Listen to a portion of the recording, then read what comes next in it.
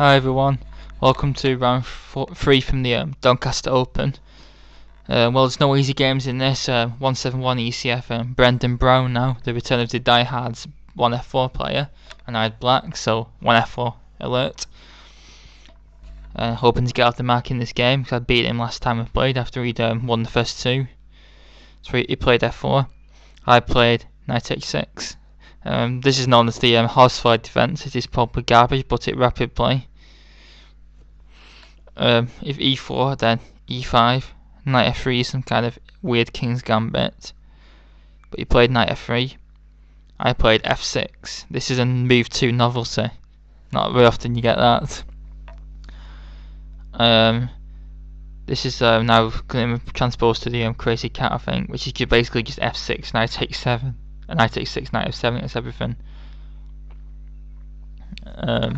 E4 and now Knight F7. Usually you have to play G6 first to prevent bishop takes H6, but this isn't a problem against the birds. Bishop C4.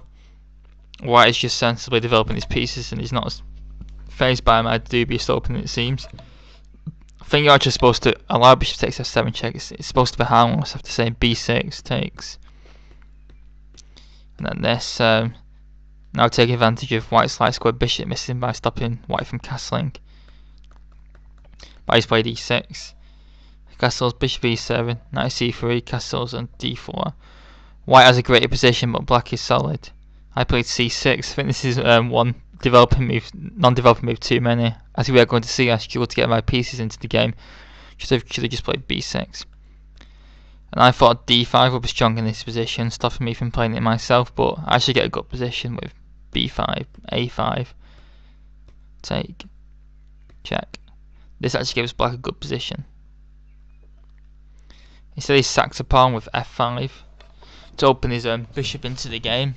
And after E takes F5, the point is that if E takes F5, then this is just good for black.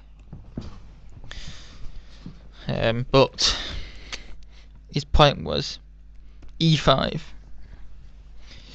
I played King H8, opening my knight, but I really need to attend to my development. Knight H4. Now D5. F takes E5 is strongest. I was worried about this, but after D5, knight takes, queen takes. Black is almost caught up in development and is potentially a strong centre. Maybe can play E4 over a passed pawn.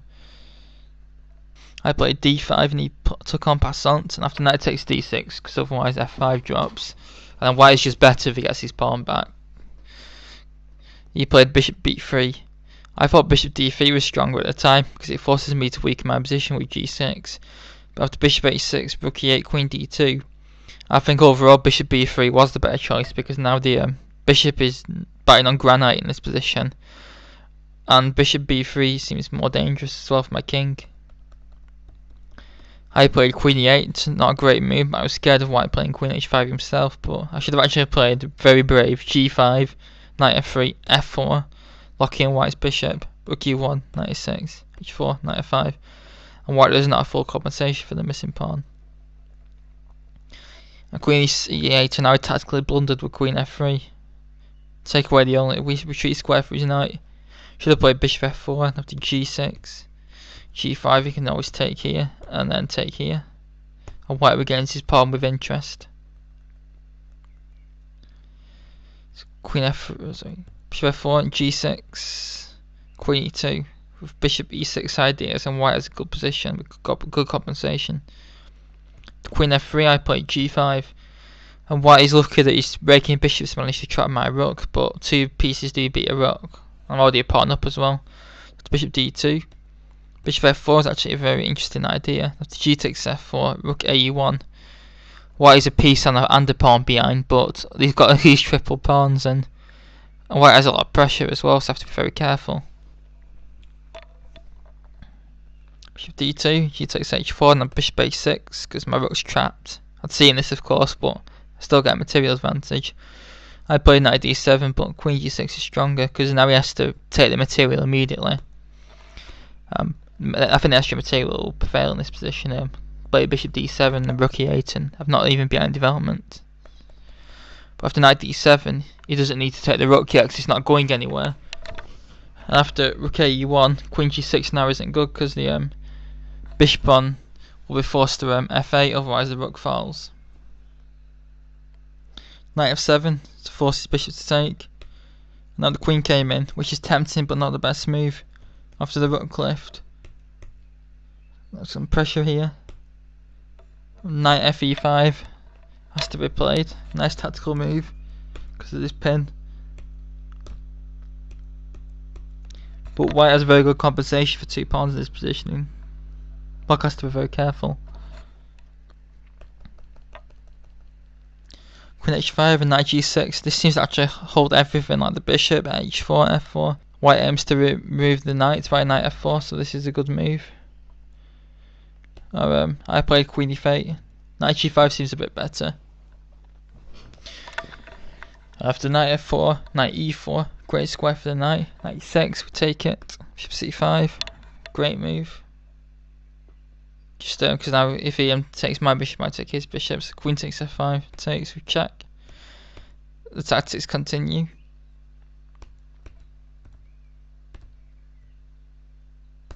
And black has the upper hand with 2 knights against the rook, which is a material advantage and a good position as well. The knights are very strong. Queen f8 and now knight f4, knight takes f4, which is best even though it activates white's rook. Rook takes f4.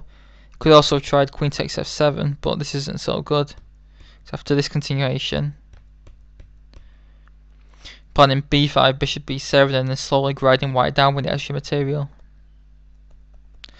Rook takes f4, knight g5, she's giving the pawn back. White wins one of my double pawns back, but now white has no threats, and I start to get my pieces into the game. Bishop d7, and now we play bishop f7. He suggested this to me after the game. The idea is to aim for rook h5 and h4, but it doesn't seem too effective after c5, c3, takes, bishop b4, rook f1. And white's initiative is disintegrating like a corpse. Bishop f7, this is a nice move with a couple of traps. Because if I take with the knight and I get mated, and if I take with the queen, he takes my queen, and after I take back with the knight, he takes my bishop on e7, and my bishops get forked. Or bishop and knight gets forked. Not good. I played bishop e8. Better was bishop d6 after bishop g6, which I was worried about, with queen g7, bishop e8, bishop e6, which is very strong for black. And now black has some threats of his own now. For example, if white's queen moves away, then knight f3 check just wins. But to bishop e8, this leads to a line where I get the queens off, but white gets another pawn, and the ending is fairly level, although black's 2 pieces should provide more winning chances than the rook and pawn. So after takes, rook f4, I used to offer the queen swap. Queen h4 was suggested after the game, and after queen g6, black actually starts to get the initiative. White's king now looks more vulnerable than black's. So he just took my queen, I took back and then took this pawn, knight d6. The position is now about level. But I had 15 minutes to about 5, and most of the moves from now at the end to the end are played almost instantly by him. Rook h5, king g7, b3, 2 loosening. I played knight b5, aiming for these weak and dark squares. And now we should have played rook e4, king g6, rook h4, and I have to play rook h8. Check. And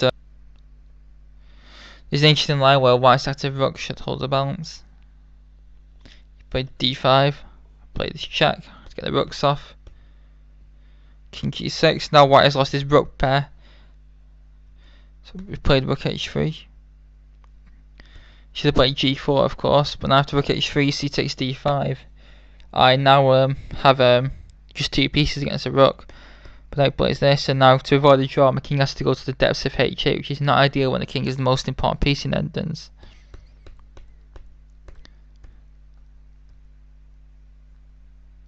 Rook d3 is best of course. So after these annoying moves, black looks like he's going to have to sack back to try and win. King d2, bishop e5. Now the bishop becomes the right monster, and white's position becomes more and more difficult to defend. So, wonderful centralisation by me. In comes the king. Tempting to undermine the knight, but it backfires. I should have done because I played the wrong check or the wrong move. I played knight g5, but I should have played this instead. Take here, bring the king in. White's rook has just become passive. I played this one instead. Rook f1 and now d4. I wanted to pass pawn, but blocking my bishop in is hardly a winning attempt, especially when his king is optimal place to block it.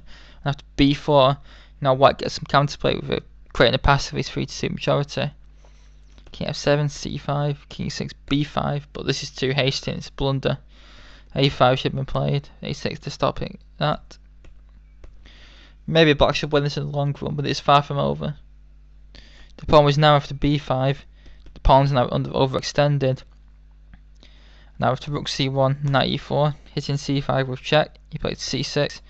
I went wrong, I took on c6, but if I play check, this doesn't work because my bishop controls b8 and c7, so he just wins that pawn.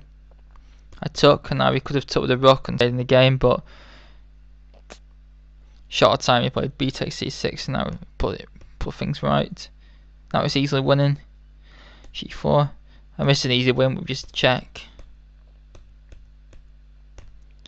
Just easily win that, but one pawn's going to run through. But in rapid play there, be blunder. King d5 looks logical. h4. Took this pawn, which is another pawn. And after rook a1, well, I just missed d3 check. Like, just completely missed it. How did I miss that? I played this, but I was starting to get a bit short time myself, so I had to move a bit faster. d3. Well, it seems to have crashed.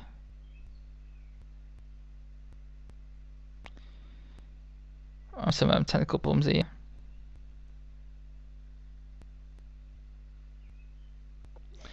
These for the technical problems. Should be back shortly.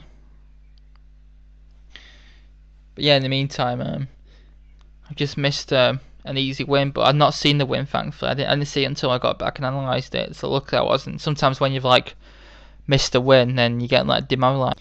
It's still, I've got I have two pieces for and two pawns against a rook, but I started to play some really bad moves. So, knight c3 check, king d3, knight b5. Should have played knight e4 just give that pawn back, and then this pawn's going to run through too fast. Because I can always dislodge the king with a bishop check, showing how powerful two pieces are against a rook. Knight b5, k5, king c6, g6, and now I played an absolute horrific blunder. I played f5, which throws away a win. The win is just king b6.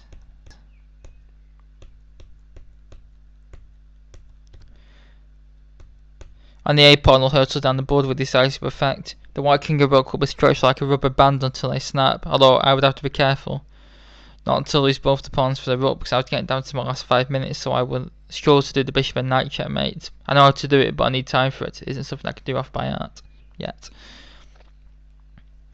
And now after f5, he missed check.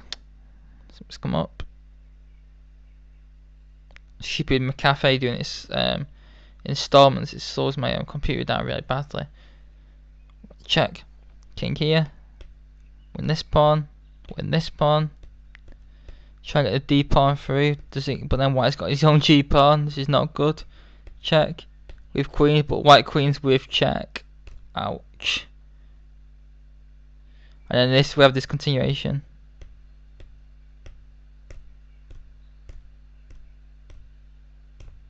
And this is a draw, this. Of course, there is a lot of deviations, and if I go over all these deviations, it'll take too much time up. But once 87 drops, white becomes as like as queen as black, and I'm very lucky it was a very short time. Although to be fair, I did play a lot of the moves and it's ending fast, so I wasn't dragged into time pressure myself. But this is far from the last mistake of the game. After h5, it's logical. Again, I missed king b6 and played f4, and now g6. Rook a6 check now doesn't draw in this. It's not the drawing move in this position. There's a few differences because the f pawn advancing provides critical tempo, as we are going to see after this continuation. King e6, the key move. Also a7 isn't hanging. See how much quicker black is in this position. And we defend the pawn. And wins. These pawns aren't going to queen. and knight g3 check is next. However, white still could actually have drawn with king c4. Should have wrote more notes because I don't understand what these variations why they actually draw, but get the basic idea. Check, and now we play check. Take this pawn with check. This endgame is so complicated for the rapid play. Bishop's hanging, but yeah, the pawn queens if it's taken. That's a nice move. Pawn is now. Say if black gives his bishop up. Black has to get the bishop up, and that's just a book draw. These lines are so complicated. So g6, h6, g6. White could have tried h6. Again, but then what? Black has another pawn to white to deal with. And it's controlled as well. Start that one. Yeah, black just easily winning. There's far too many passed pawns for white to deal with. Black needs to stop the h pawn because if the bishop is ever harassed, then knight f7 stops all white's fun, and a new queen should enter the board in no more than about 10 moves. So, king b6 finally, rook a1. Now again another blunder by me. I played a5, which just thought was another forced draw. Quite an easy one as well actually. The win was bishop g7, stop this pawn from ever going through. Rook e1, f3, f2.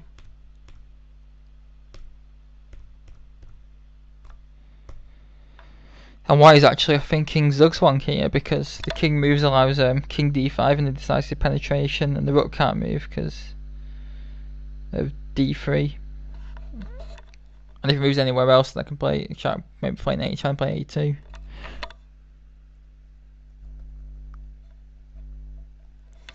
But after a5, he missed rook e1.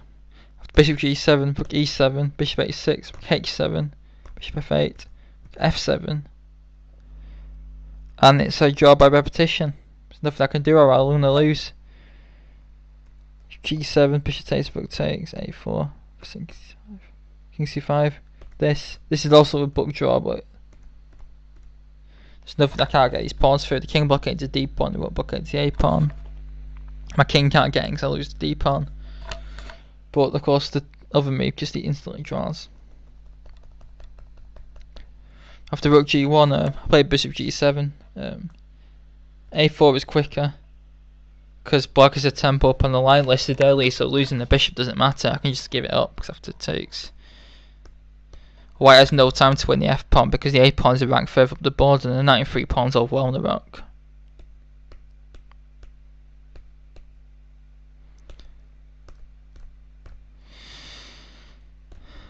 And white is toast. He's sacked the a pawn to get white's king and rook separated, and then the king just comes in and wins the rook.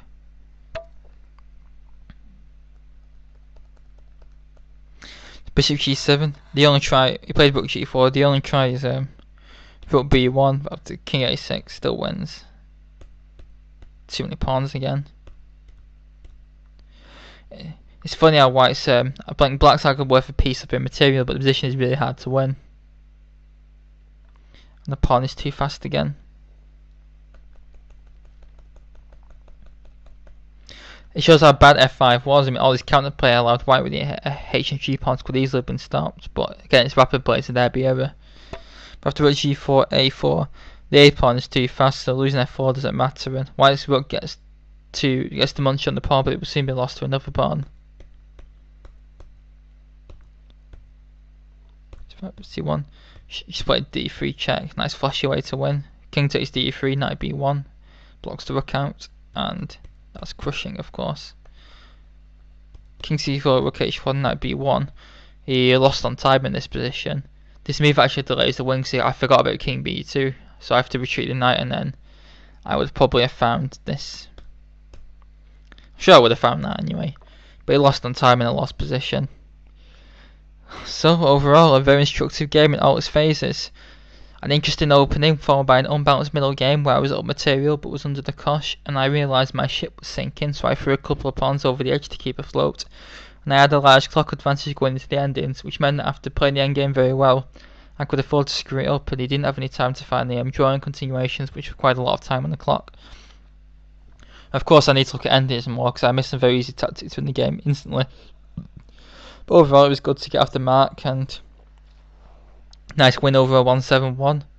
And it also meant I got a game in round 4, because he ended up with the dreaded sympathy buy.